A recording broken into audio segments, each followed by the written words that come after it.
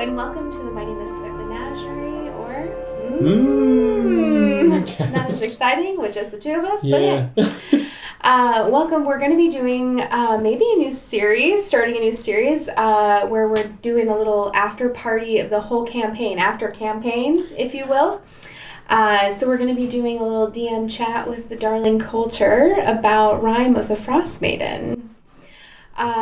Colter, how are you feeling today? Good. We've been doing a lot of troubleshooting. We're trying to figure out how to set up the rooms, and now it seems like it's set up, so fingers crossed when you see this, it worked. Please enjoy these new angles. We'll see how it works out.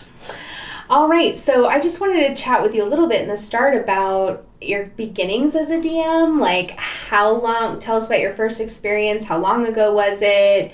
You know, what kind of campaign was it? Yeah, so my first ever time DMing was with some of the members of the group, actually. Oh. It was probably 3 years ago. I had been playing in like a home campaign with Mark and then some of our friends for the tech retailer that will not be named that we were working for at the time. Mark had always been kind of a forever DM, and it was me trying to give him a little bit of a break and saying, okay, you don't have to do everything, because he was hosting us at the time too as well. So, cut the guy some slack, let him take a relaxing time. So I did probably 3 sessions of the Waterdeep Dragon Heist campaign, which is still to this day my favorite campaign. Yeah. And then the group entirely fell apart. And shortly after that is actually when Mighty Misfit Menagerie came together, because Mark and I were trying to figure out how a new group would work. So, wow, I didn't realize it was so recent for you to start DMing. That's awesome. Well, you've come into it very naturally. Thank you. Is there anything that you wish you had known then that you have since learned? I think every DM goes through this on like their first time through, and you can let us know in the comments if you were one of the outliers that did not go through this. But you're just overly nervous and like worried that you're gonna. I mean, for me, I was worried I was gonna ruin it for everybody. And like Mark is a fantastic DM. I've really enjoyed playing with him over the years, and I just kept comparing myself to him in my head. And I think a lot of times, your first DM or the person that got you heavily into it, you're going to always think about them when you're doing that stuff. So just being able to step away from that, appreciate the parts of it that Mark did, and then not continue to try and be the same DM as him, like being, everybody has their own style, their own personality. So being able to separate myself from that would be what I would tell myself back then. Like, just do your own thing, you'll be fine. Yeah, I mean, that's definitely hard to compare. That comparison can be very difficult, but I mean, you definitely learn from someone who knows what he's doing. Oh, yeah. Mark and Rio were both phenomenal teachers. Nice. So. Okay, so was there anything specific that made you want to DM Rime specifically? Or what is it about Rime that you were drawn to? So I think after Waterdeep, I was just super excited for any Wizards of the Coast release campaigns, I mean, as everybody is. And we'd done a lot of homebrew stuff on the stream and in different worlds that were more established internally than externally. And when I got the premise of that one, and like the way that they set everything up in all of the promotionals and all of the little teasers beforehand, just gave this idea of really high stakes. I think the combination of that and the idea that it tied to so much of the lore of the Sword Coast and of Faerun that I'd like already fallen in love with from the R.A. Salvatore books and from the previous campaigns, made it this perfect storm of something I really wanted to do. And not that all of the campaigns aren't great, because I've really enjoyed almost everything that they've put out. I mean, you get one source for what's official, so of course you're hoping that it's always going to be good. But that one, I think if I was to ever like suggest a first campaign to a group that had our makeup, I would definitely suggest that one. Our makeup being? I think that we're a roleplay heavy group, and there's people that like the crunch side of it, but there's a lot of interest in building relationships and things like that. And I think that what drew me to it initially was this idea of this melting pot that kind of forces people together and forces you to have to use teamwork, because you can't use a lot of the like loner tactics or a lot of the I don't know, more like one-off side stuff. Like you kind of have to work as a team when you're in this environment where nothing else is here. You know, you are stuck as a family. And I think that that's something that, like, looking at Witchlight, I've really enjoyed Witchlight, but there's not as many stakes. And I think there's less of a fear that you're going to lose people.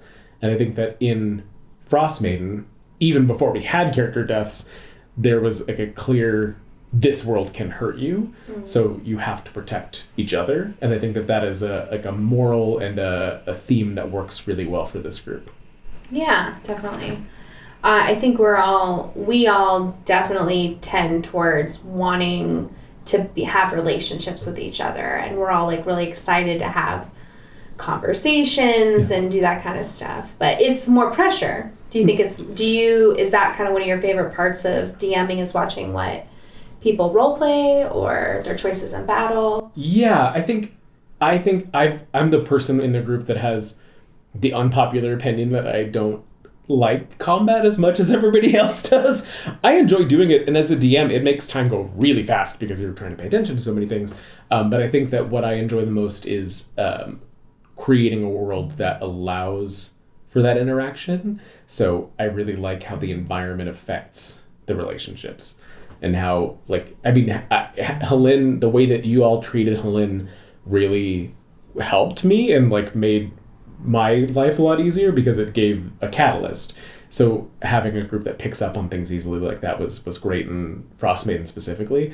But I like trying to find ways to create those scenarios of giving you a lead to follow. And I mean, that's just what DMing is, period. But I think that is my favorite part, is being a assistant to the story. Okay. How is your preparation process generally? Or how did you prepare for Rime? It varies from campaign to campaign for sure, and just based on how much time I have daily. Generally, when I get a new book, I will read through at least the first half of it. I'll wait for like a theme change. So for Rime, I read the first 2 full chapters. So basically everything that took place within 10 towns I read before we started. Okay. With Witchlight, read the carnival and then the beginning of Hither when you move into the thing. Then I kind of progress from that point as I have time. So in the first couple of weeks of the campaign, read the next chapter, read the next chapter, read the next chapter. And I'm not doing a lot of like note-taking or prep at that point. I'm just trying to get an overarching idea of what's to come. And I have a decent memory, so I can usually pick up, okay, this is going to be important, and I'll remember that in a few weeks. And then I do my more significant preparation. One of the cameras just went down. Oh, shit. Man. Do you need to move, or? I don't know. Recording stopped. Why did recording stop? Okay. So the secrets. Is there usually a mechanic like that in new campaigns? Familiar? Not generally. So in Avernus, which I have not run, but I've played in 4 episodes of one of Rio's home games for, so I know just a little bit about it, not a ton. They have an optional party secret that basically, like, the party all committed some possibly horrible deed together, and then there's like could it be a black belt element, could just be something that comes back to haunt them when they're in the Nine Hells, could have different ways depending on how the DM and party want to treat it. And in Waterdeep you have the faction portions of it, which can give you additional information or heads up in different places, but are not a specific secret. So this is the first of the major campaigns that I've dealt with that had a secret. I don't know offhand if the other ones that I have not run or played in do. I don't believe Strahd does. I don't believe... not going to try and remember all of it. Sorry. Storm King's Thunder does. But yes, I think this was a new... really, I feel like it was tested in Avernus and then expanded in Frostmaiden. Okay. I really like that mechanic. What did you think of it? How do you feel like it shaped everything? I totally loved it. I think it's really fun, especially when you can set it up in a way that that the other party members really don't know what the person's secret is, and that, like, they get to discover it. We talked about this a little bit before the interview, that I love that I love the live discovery, and I think that it's so hard to do when you're in a group that you don't necessarily want to break up the tempo or change anything too directly by just sending a bunch of people out of the room on a regular basis. But I think that there's a little bit of magic in actually discovering something as a group rather than having to kind of pretend to understand it to not metagame after the fact when you actually were in the room when it happened. So I think that was a really fun mechanic that they put together. Yeah, I thought there is something genuine and sincere about those reactions, certainly, when the other players don't see it coming in.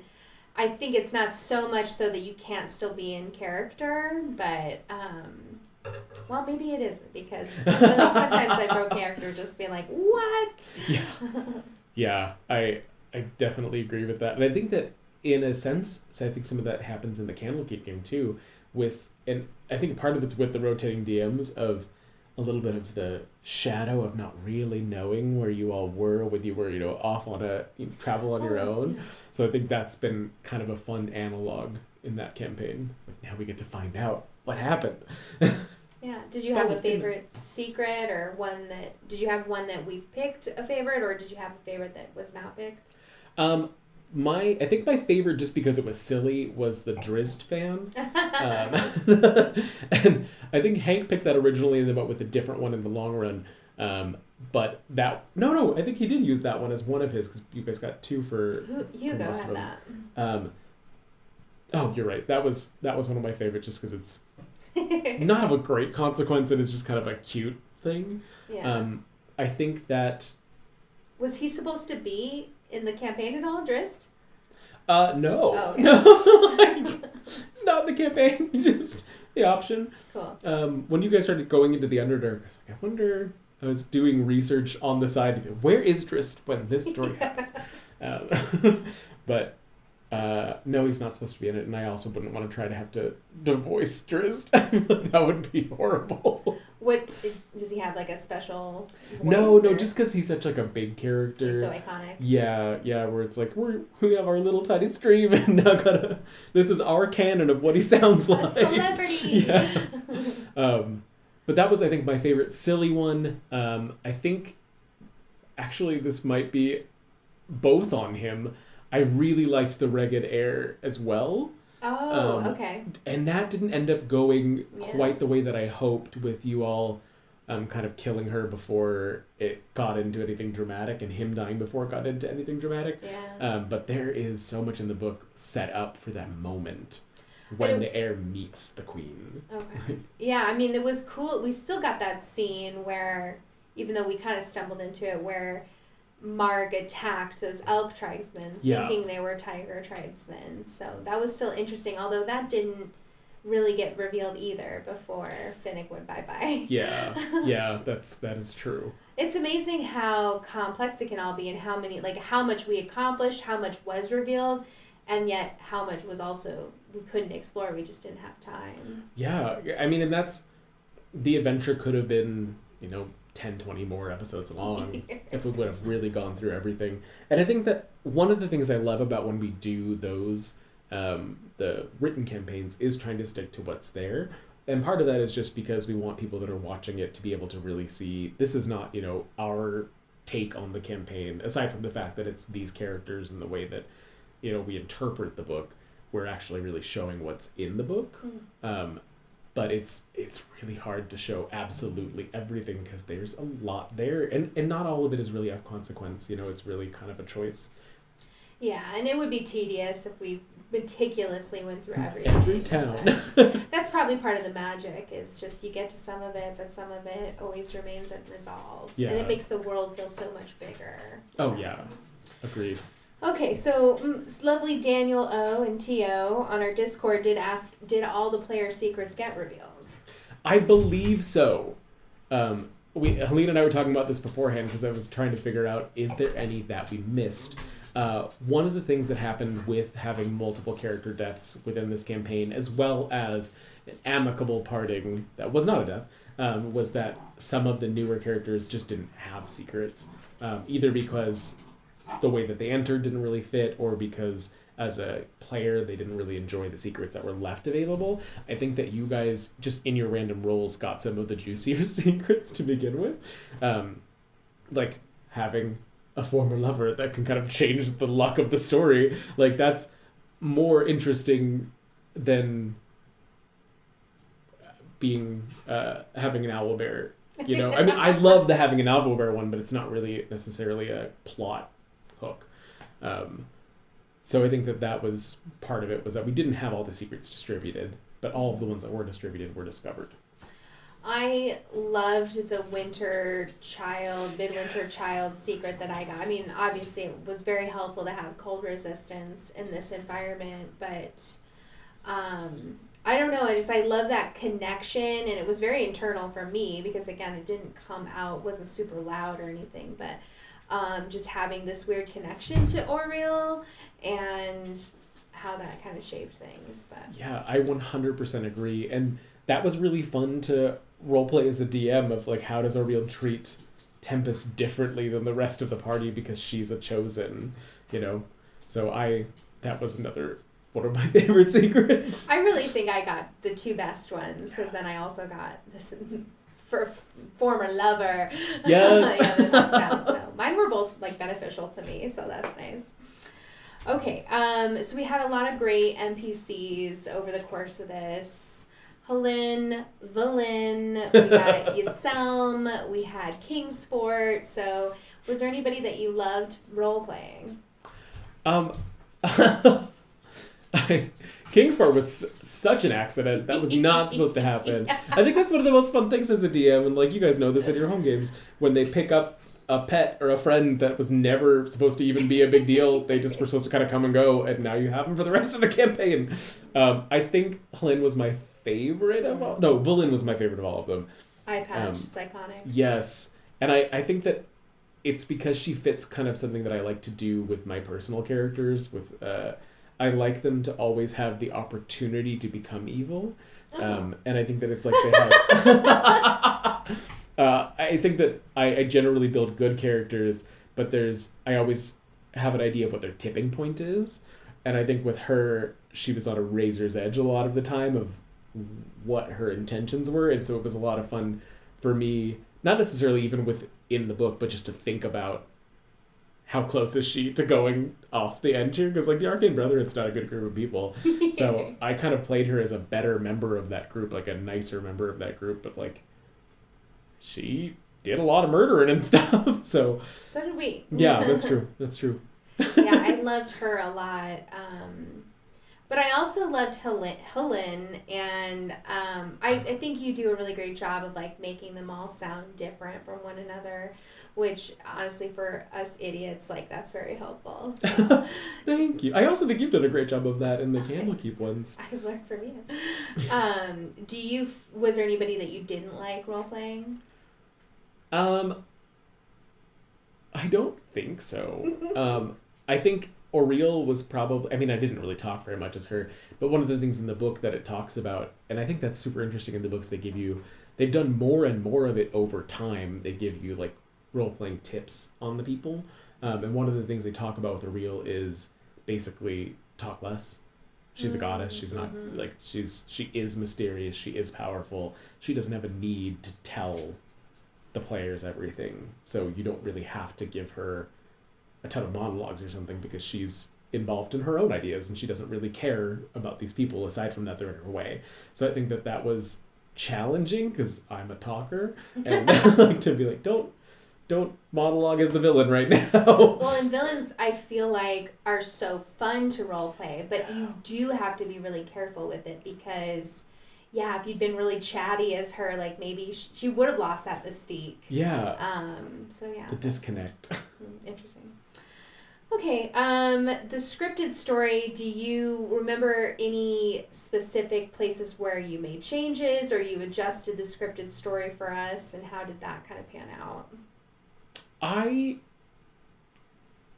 didn't really adjust anything. If I did adjust, like the times that it differentiated were accidents.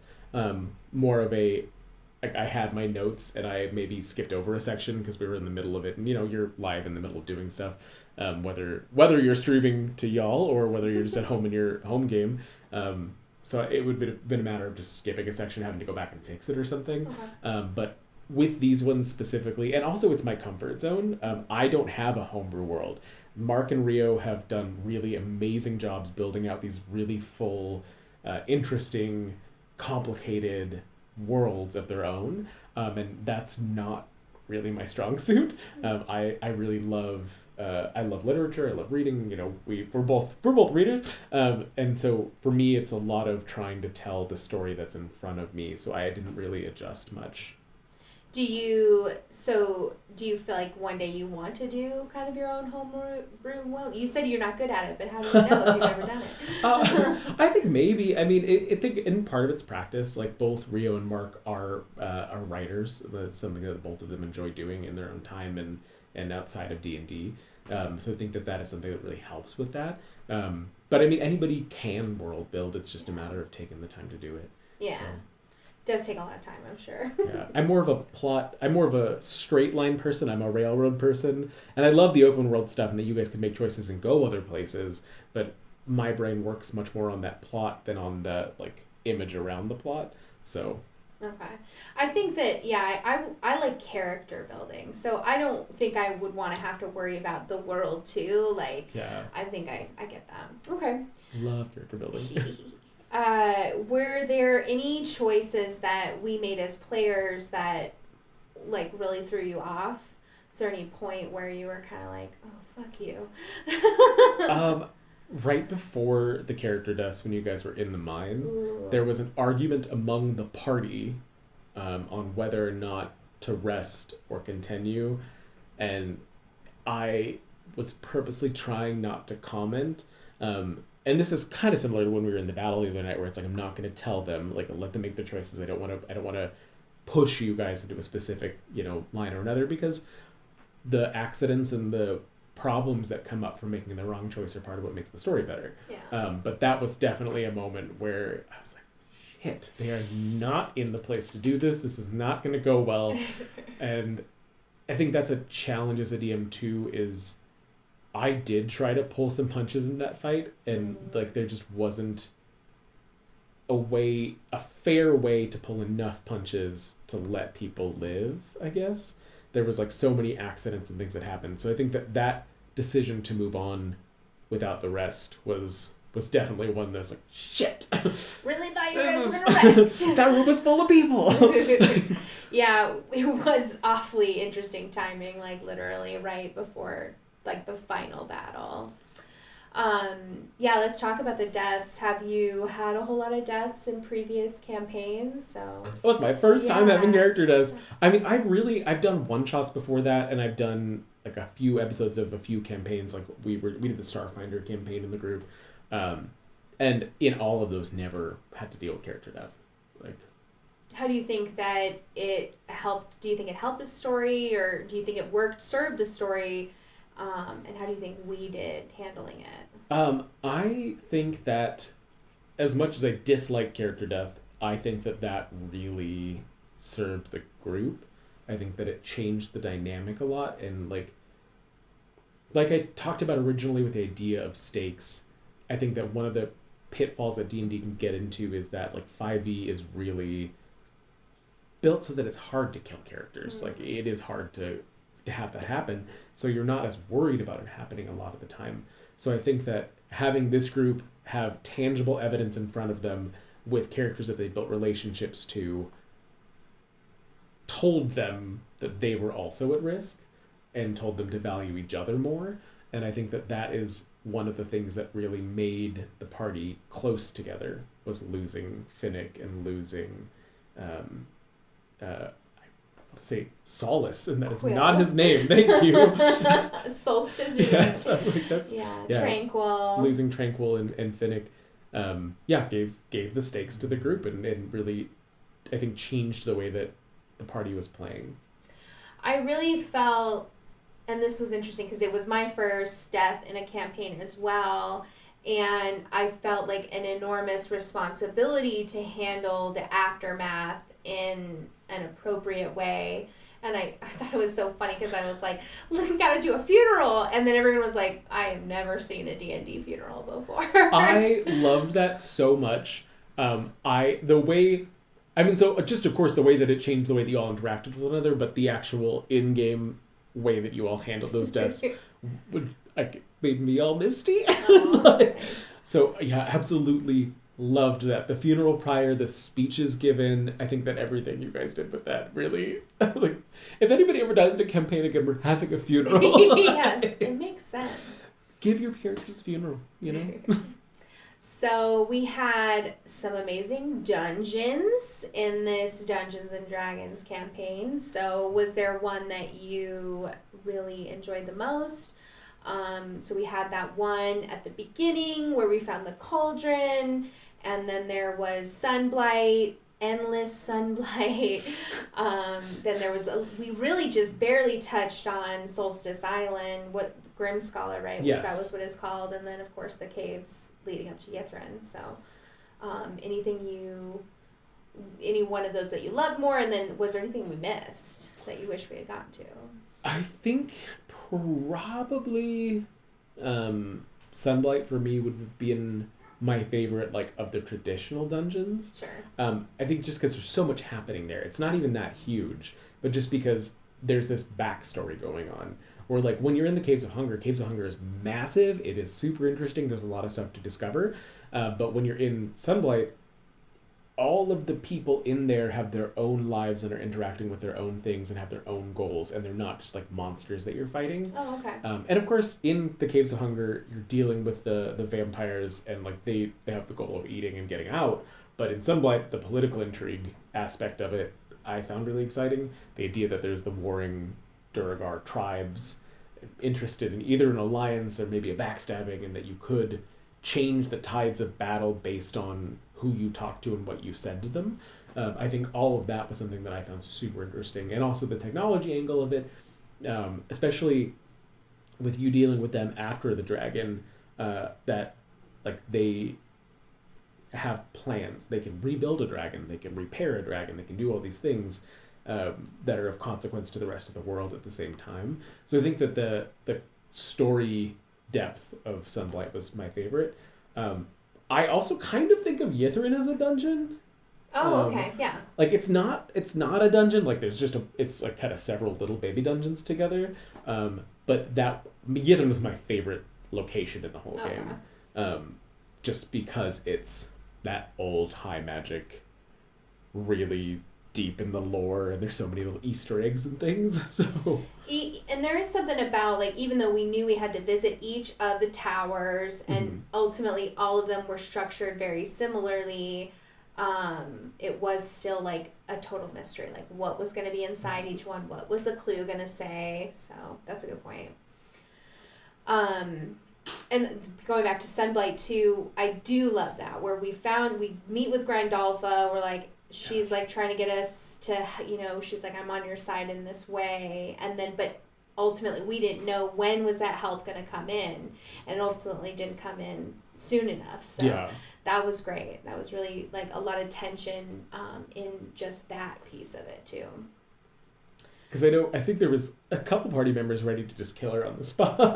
I know, I would have. Yeah. Tempest was like, okay, she failed us, she tricked us, and now she hates all Duragar. We'll see how that plays out with our Christmas game. Oh, yeah. Hopefully there's Duragar. I'd love it. We're up near the entrance, so... Pico. I just randomly, as I was reviewing the whole campaign, I was like, what was the deal with that Pico guy? Did we ever talk about it? So he was the guy that had like the Dugan's Hole mark, and he was one of the prisoners. And then when we got back to Bryn Shander, he just like kind of mysteriously left. Oh, I don't think we ever did talk about it. He was a doppelganger. Oh, okay. So he just didn't trust us, so he just wanted to get away from us? Yeah, his whole plan was just to get out of there and basically just to go live his life Okay. Like he was gonna if he ever got left alone in a room with a party member, and if you guys had like treated him hostilely, he would have tried to replace somebody. But because you guys had never really been hostile towards him, he didn't really have a reason to do that. He could just keep up his ruse. So that was, as soon as he was alone, it was like, I'm free now, going back to my life. Like, okay, cool. That was like the only hanging thread that I was just like, what was that guy's deal? I love doppelgangers so much. So I'm always really, doppelgangers and changelings, always very excited to see them come up. Nice. So he was from Hank's World.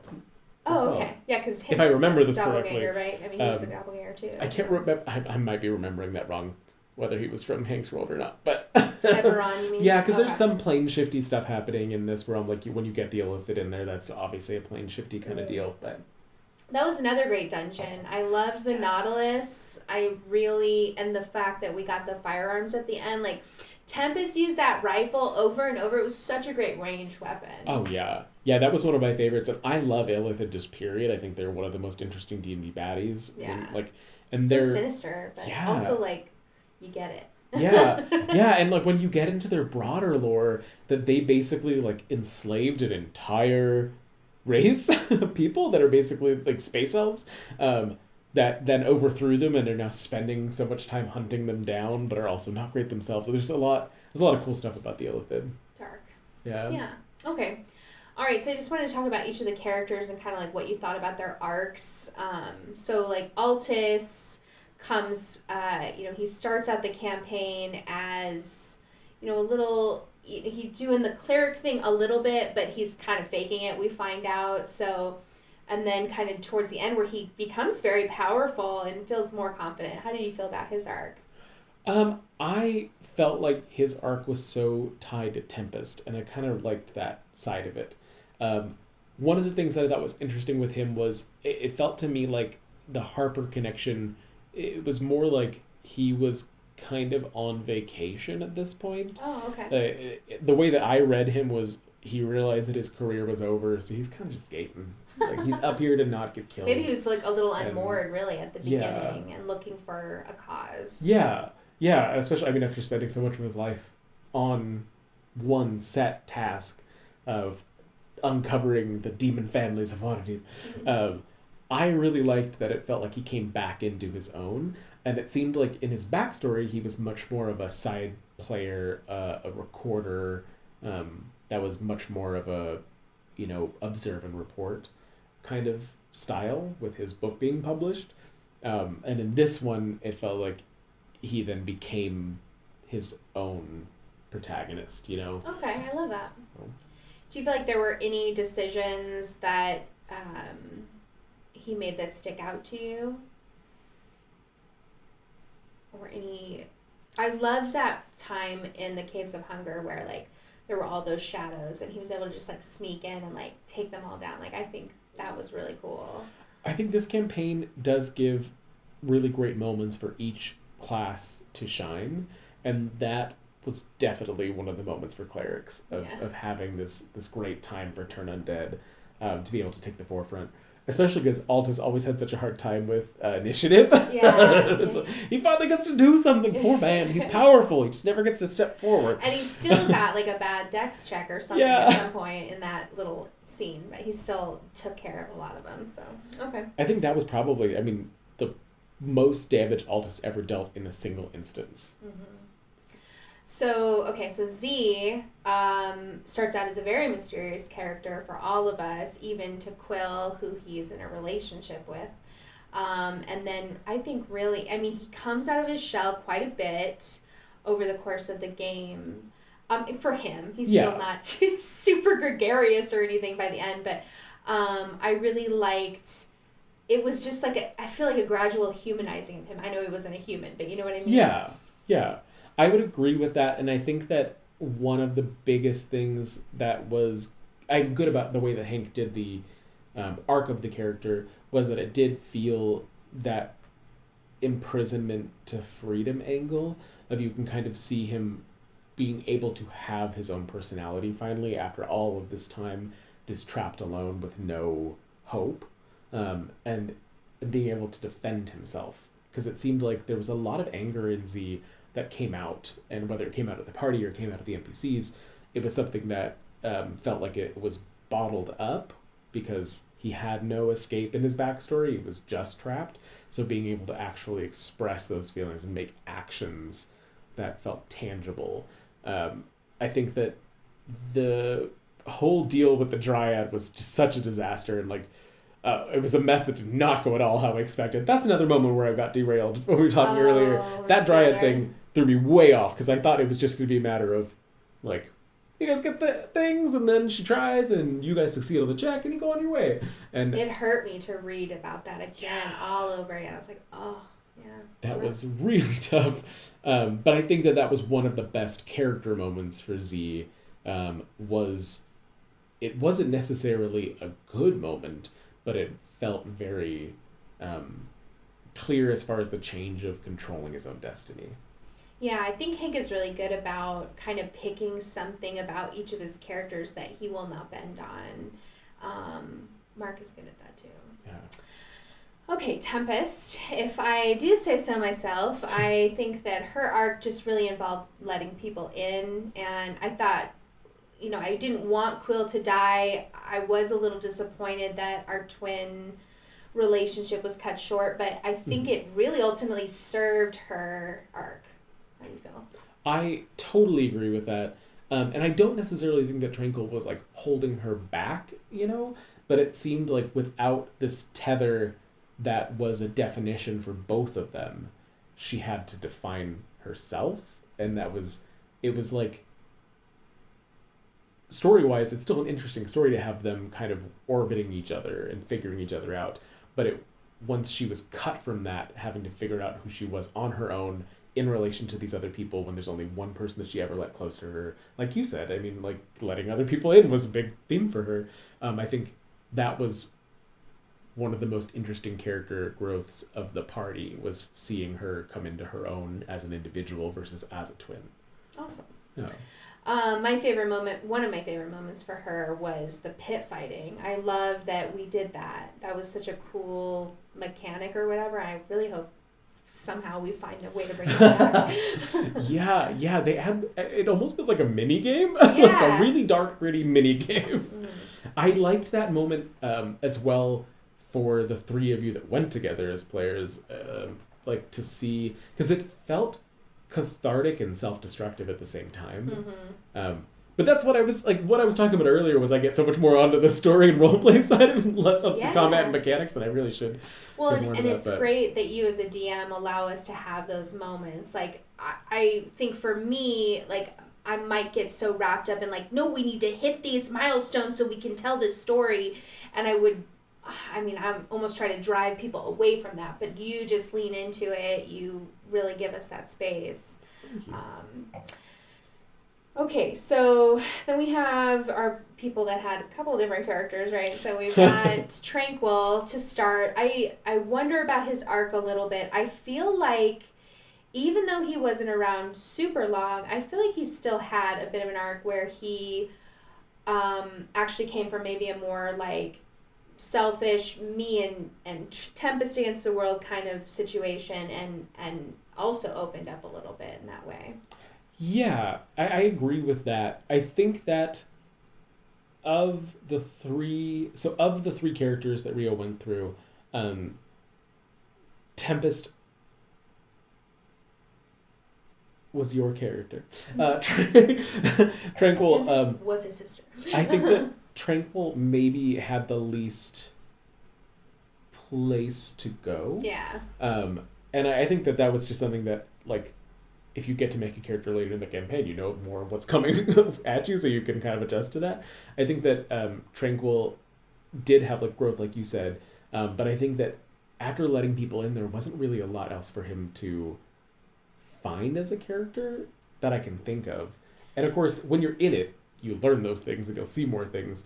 But I think that it ended up kind of serving him as a, like, as not like as a player, but like as a role player, to have those different roles, because I do think that I lost the name of his second character. I'm so sorry. So not Friedhelm, Malai. Malai. I think Malai was maybe the most interesting and complex of the three of them.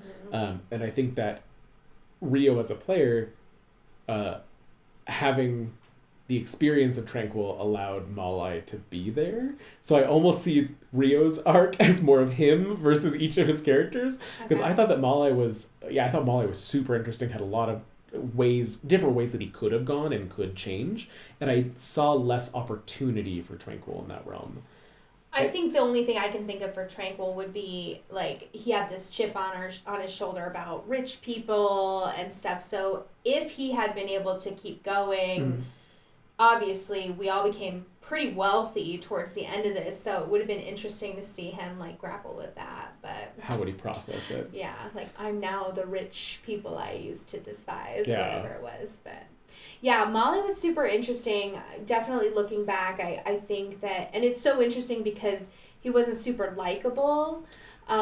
He caused so many problems, which is part of why I liked him. I was like, he pissed everybody off. But you still understood why he acted the way he did. Yeah, it was all within a theme, within an idea, and I really appreciated what it did to the other players. Like the way that you all had to either try and help him, try and fight him, or try and grapple with the decisions that he was making. I think that was, it was like a gravitational pull. And, it's for better or for worse, because obviously everybody's going to have good times and bad times at each of the characters, but I think that was definitely one of the more, gravitational characters, because it pushes and pulls everybody else around it, so. Yeah, and I think that he enjoyed playing that character, but I also admire his willingness to, like, leave the party when he felt like it didn't serve his character anymore. Yeah, I think that was a good moment for Malai and Z together. And that was a relationship that I think was interesting to explore. I think the core group having Tempest, Altus, and Z, the way that the three of you kind of learned to trust one another and stick together because of what you've been through together was, like, the heart of what was happening. And then, of course, Tempest and Altus having the romantic relationship was also something that I think we hadn't explored a ton prior. There was, like, a few romantic relationships where they were much rockier in previous campaigns, and that was one of the few sort of, like, love stories that was much more the world was the issue, and it wasn't that the love story was the issue. So that was really, I think, positive and uplifting for the rest of the group when they're dealing with all these dark times. And then I think that Z and Tempest had sort of a parallel struggle of trust. So I think that core group was like this heart, and then it was the way that Mark and Rio's additional characters came in and changed that, so that the Malay-Z relationship was pivotal in how it affected the heart. Yeah, okay. And then Friedhelm, I think it's funny how Rio went into it like, I made him to be unlikable. I made him to be like and I think he was more likable than Malay. But I think maybe that's just because I related to him more than Malay as, like, a person. It was like, I was the nerd that talked too much. And nice. I think that was another choice that was, I don't think necessarily narratively that instrumental until the very end, where I think that Friedhelm is, like, the perfect person to work with this group of people to create this council to control the, like that worked out really well. We need the book smart guy for sure. Yeah. in that table, at that table. Okay, so then we had Mark's character. So Finnick was super interesting, and I'm also disappointed we didn't get to explore more of his story. But I love Mark. I feel like I remember Mark saying, like, he felt okay with the way Finnick died because, again, Finnick completed his arc in a where he, I don't know, helped us survive or go on. Yeah, kind of became he completed this mission of being a surrogate father. I think that Finnick, to me, came off as this reluctant dad, and having him kind of turn around to basically give himself for the kids that he kind of fought against raising almost. It was a very tumultuous relationship in a good way, but that did seem like a good ending for him to me. I would be curious, again, I think that was the thing that the secret gave him, I was curious to see his relationship with his backstory, which I loved the moment of the fight in the forest of the elk tribe, and I think that was a really good moment for the rest of the party to have to deal with his decisions.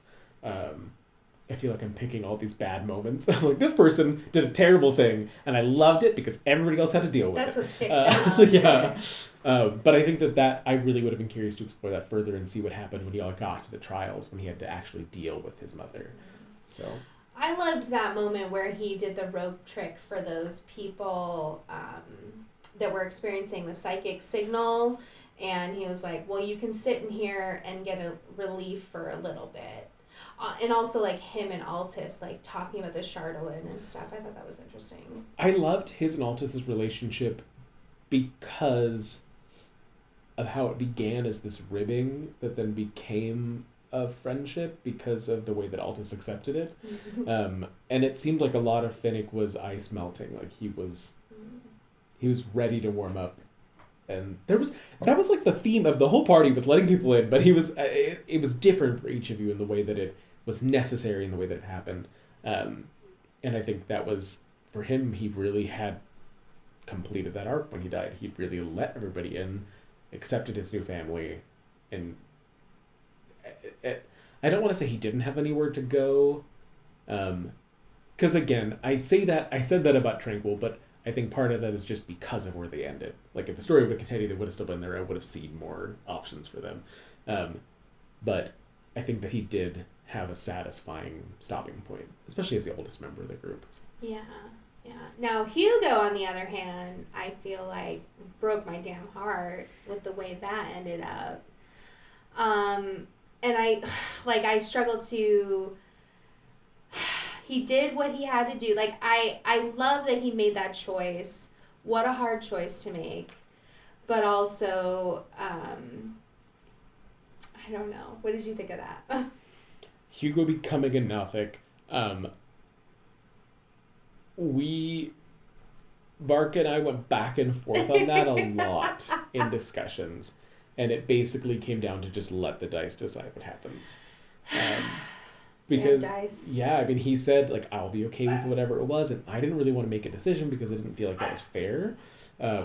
So, we just let the dice, let him make saves like he was anybody else in that situation, and... Yeah. I mean, it was such a win, we had wins, certainly, along the way, but I feel like it was such a big moment and a big win for us to get rid of his Dark Passenger Slod thing. And then for it to just kind of turn around and he disappears and becomes a Nothic, which I think our characters figured out in the end, right? I don't know. Yeah, because he was a Nothic, and the way that he ended up working was that he stayed more himself than the other Nothics. That's why he helped you in the battle. And I think the reason that I ruled that was that... We just left him there. I mean, he went back to his arboretum, and that's the way that I imagined it, was he went back to the arboretum and lived out his days taking care of the trees. Mm-hmm. I ruled that he would be more in his own mind, so to speak, than the other Nothics, just because they were there for thousands of years, and he's just turned. Okay, that's interesting. And of course also the difference in their backgrounds, that these were all semi-evil wizards, and he's a decent druid. Okay, and then Otis, I thought, was a very fun character to watch. I love how Mark said, like, he had one idea of how it was going to be, but then as soon as he started interacting with Freetown, it was like, oh no, it's going to be this other guy. Yeah, so I think that elevated both Friedhelm and Otis. Yeah. Because it kind of gave them both more purpose than they'd had previously to have each other. And Friedhelm being Valin's semi-protege was like a great idea as a way to get him into the group. But I think that having 2 people versus 3 people was definitely more interesting dynamic and conflict. Yeah, love that. All right, were there any monsters or more villainous characters that you loved playing or fighting us with? I kind of wish the Nothics would have come up more. Yeah, we never really fought them. No, and the reason for that is that the way that the book puts it together, it has them attack you like constantly. Like it could happen like every time you take a rest, they could come in and try to attack you. Yeah. And I just thought that was kind of boring. And maybe it's a misinterpretation on my part of how the roles would work. But I just thought it was too much, and that there was enough stuff going on there that it just progressed without dealing with that. I mean, what would be? You'd think they'd want what we're doing. You'd think they'd want us to do it. They're not, and I think the thing is that they're not really in their right minds. Right. So they're just single-mindedly protecting Ithrid and attacking things and seeking magic. So. Okay.